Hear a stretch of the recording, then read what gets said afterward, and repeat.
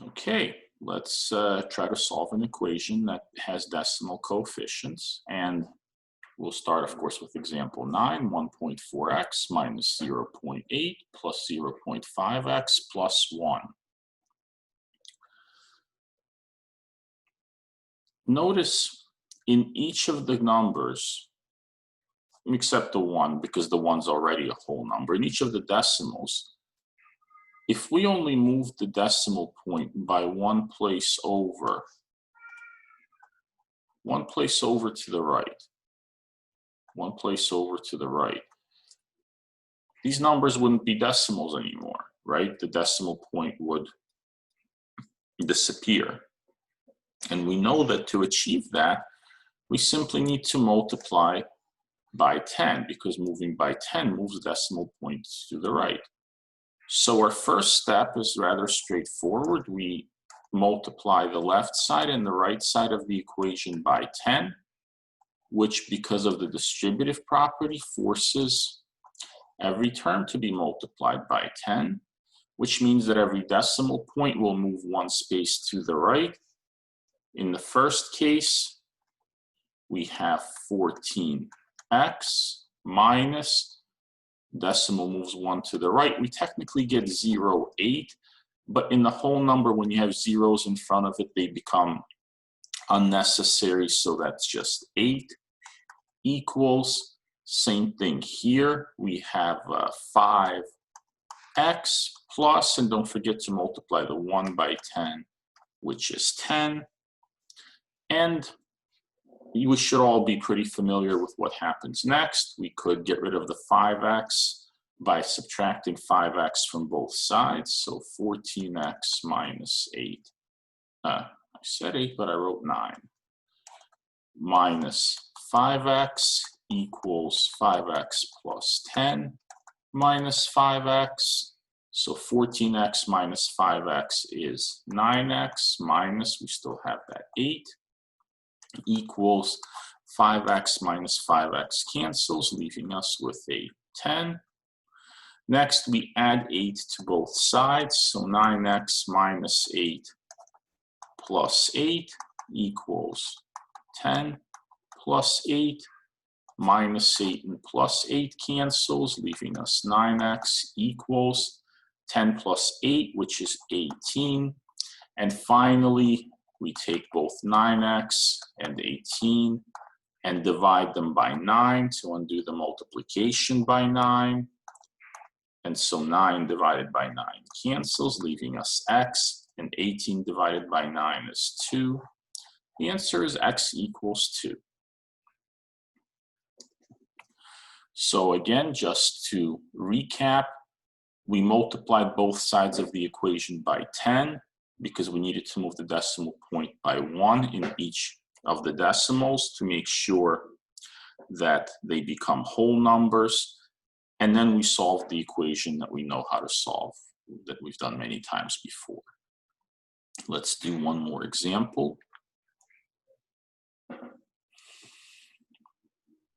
Notice that in this next example, example 10,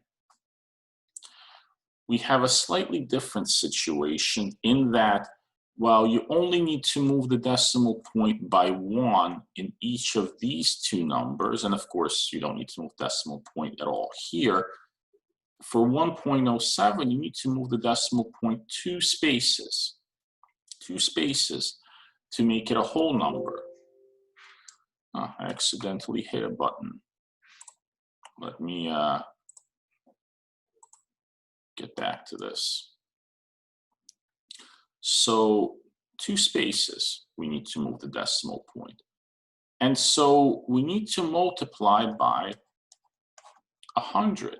If I multiply by just 10, 1.07 will not become a whole number.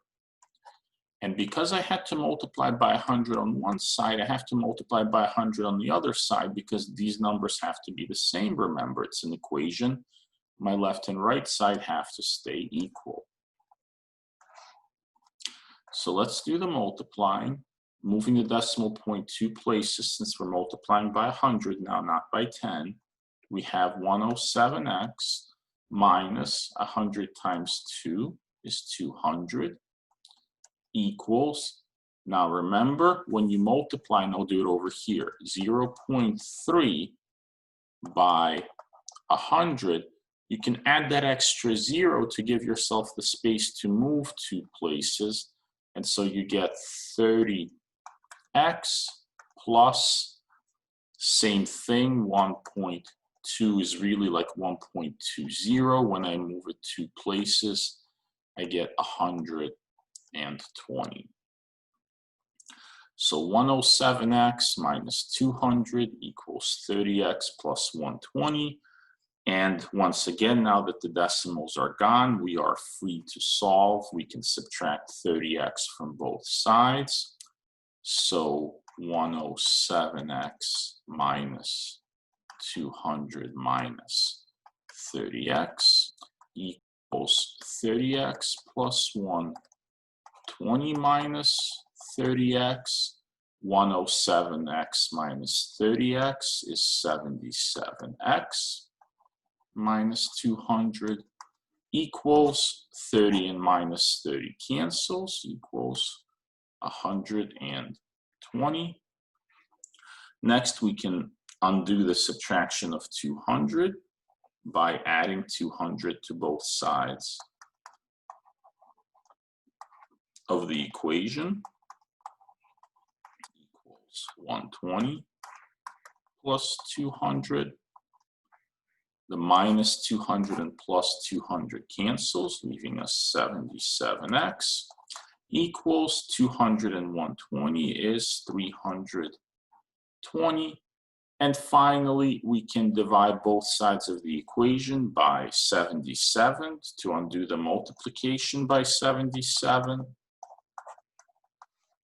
So 320 over 77. 77 divided by 77 cancels, and x is, we can't simplify this fraction, so it's just 320 over 77. And that is our answer. So once again, notice we did the exact same thing in this problem as we did in the previous problem. It's just that instead of multiplying by 10, we had to multiply by 100 because that decimal point needed to move 2 places in one of the digits, so we had to use 100. All right, and that's the end of this video. You are now ready to start on the homework.